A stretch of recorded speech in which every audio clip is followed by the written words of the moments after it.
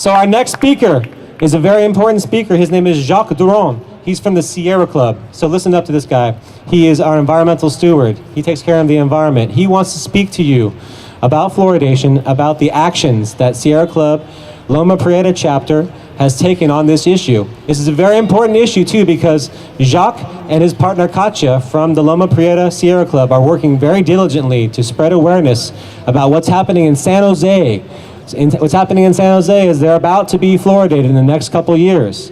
This is the biggest town in California that doesn't have fluoride in the water. We need to rally together to make sure that fluoride does not go into the water in San Jose and also in Sonoma County and wherever else is in California. So please give a warm welcome to Jacques Durand from the Sierra Club. Okay, thank you. Well, I'm not sure I have as much to say as my colleagues here. I'm in the Sierra Club, and the Sierra Club is doing hiking on the weekends, but a little more than just hiking. And I'm from South San Jose, and we are lucky not to be fluoridated yet, but we are on our way to be fluoridated. So we have a lot to learn from you guys. I've been in this issue for just a short time, actually. A few months ago, I didn't even care about that. So I'm in the Loma Prieta chapter. By the way, sorry to, you have to put up with my slight accent, my funny accent, because I'm not a native. But nevertheless, yeah, I was born in a country that's not fluoridated. What a shame to come here just to get more of it. So yeah, the Loma Prieta chapter of the Sierra Club only got late into this issue. I have a write-up here, but there is too much to say about it. But we first sent our first letter to the Water District South San Jose of Santa Clara Valley Water District. We first sent a letter to the Water District in December 2012, so we are trying to advocate from behind the curve here. I'm going to tell you what we have done, what we are doing in this situation. One thing that we have not done, I'm speaking on behalf of the Sierra Club Loma Prieta chapter, not on my behalf, but what we have not done, we have not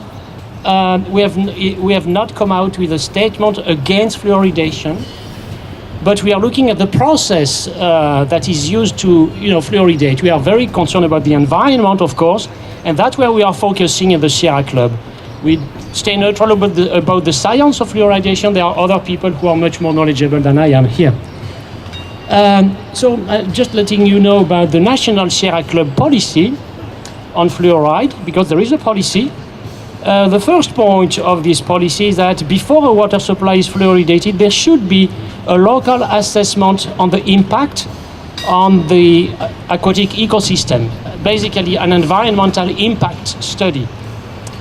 And there should be a study about what are the current level of fluoridation, what the levels of fluoridation are going to be after the fluoridation takes place, and what is the impact on the aquatic ecosystem. But we have not seen any of that yet. The second point is that to protect sensitive population, and because safer strategies and methods for preventing tooth decay are now available, the Sierra Club recommend that safer alternatives be made available and promoted. Why not? And the third point is, again, something that we have heard about. The Sierra Club believes that communities should have the option to reject mandatory fluoridation should they decide to do so. Why not? So regarding the local action of the Loma Prieta chapter, you may not have heard the term Loma Prieta. This is, the Loma Prieta chapter is this guy, South San Jose, the south of San Francisco. What we have done, we have repeatedly expressed major concerns to the Water District. We have sent letters. There is a lack of environmental impact study, of course, and we are pounding on that, because you must know that, let's say, if just half of the Santa Clara Valley Water District is fluoridated, or just half the people served by this water district is fluoridated, That means about 130 tons of acid fluorosilicic acid will be released in the environment. 130 tons every year. This is the size of 2 large cargo containers. Just for close to 1 million people. In the Bay there is about 5 million. You can do the math. Every year that means about 10 large cargo containers of acid fluorosilicic will be released in the Bay, wherever, you know. Only a tiny part of it will touch your teeth anyway. 99% will go in the environment, and that's what we don't like. And of course, we have asked for more public outreach of this project. A few people in Santa Clara County are aware that this fluoridation project is going on. Who are the population at risk? We don't know. Who should avoid drinking fluoride? We don't know. Nobody told us. We have to learn from protests like this about what are the real impacts. So let me skip all the boring details here, but especially what we are doing, we are latching on the California Environmental Quality Act, CEQA. There are still laws to protect environments here, and but the Water District released a notice of exemption. There are always loopholes in laws, and the Water District filed a notice of exemption to get around the California Environmental Quality Act, the CEQA. And certainly, if there are some experts on CEQA over here, we welcome them. We need more expertise on that. So, this is not as fun as doing a protest like this with a marching band. This is, looking into the details of text and details of the law, and this is not funny stuff. But again, we welcome any help on that.